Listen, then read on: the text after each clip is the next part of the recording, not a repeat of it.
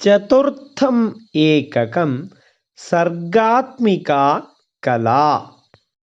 कला सर्वदा जीवितानुगामिनी भवति। मनुजस्य सर्गवैभवं प्रकाशयितुं कला अत्यन्तं सहायिका भवति। अस्मिन् एकके चलच्चित्रं श्रुतिसुखदम् इति द्वौ पाठौ स्तः। नवमः पाठः चलच्चित्रम्।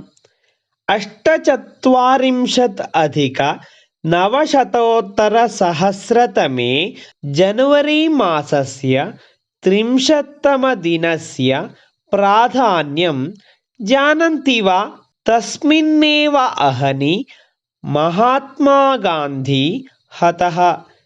तस्य आशयाः अद्यापि आविश्वं जनान् प्रचोदयन्ति। अहिंसा परमो धर्मः इति महितं तत्त्वम् उद्बोधयन् सः सर्वेषां मानवानां गुरुः अजायत। महात्मानं एनम् अधिकृत्य कृतं चलच्चित्रं भवता दृष्टं वा? भवता दृष्टानि चलच्चित्राणि भवतः प्रियतमान् चलच्चित्रप्रतिभाधनान् च अधिकृत्य चर्चां कुर्वन्तु। स्वाभिप्रायान् वदन्तु।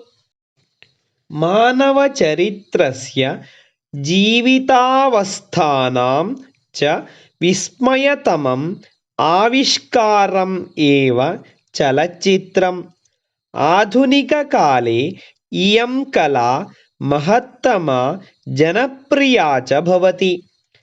प्रथमं भारतीयं चलच्चित्रम् आलम् आरा भवति।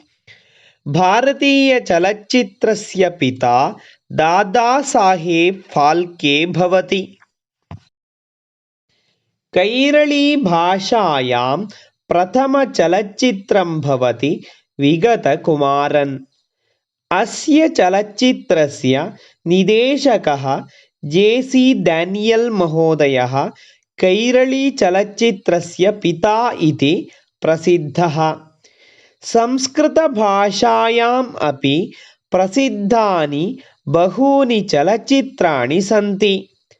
प्रथमं संस्कृतभाषया कृतं चलच्चित्रम् आदिशङ्कराचार्यः भवति। चलच्चित्रस्य अस्य निर्देशकः भवति जी.वी. अय्यर् महोदयः। अस्य चलच्चित्रस्य इतिवृत्तं शङ्कराचार्यस्य जीवनचरितं भवति। भगवद्गीता, प्रियमानसम्, इष्टिः, मधुरस्मितं, तया, प्रतिकृतिः इत्यादीनि अनेकानि संस्कृतचलच्चित्राणि सन्ति।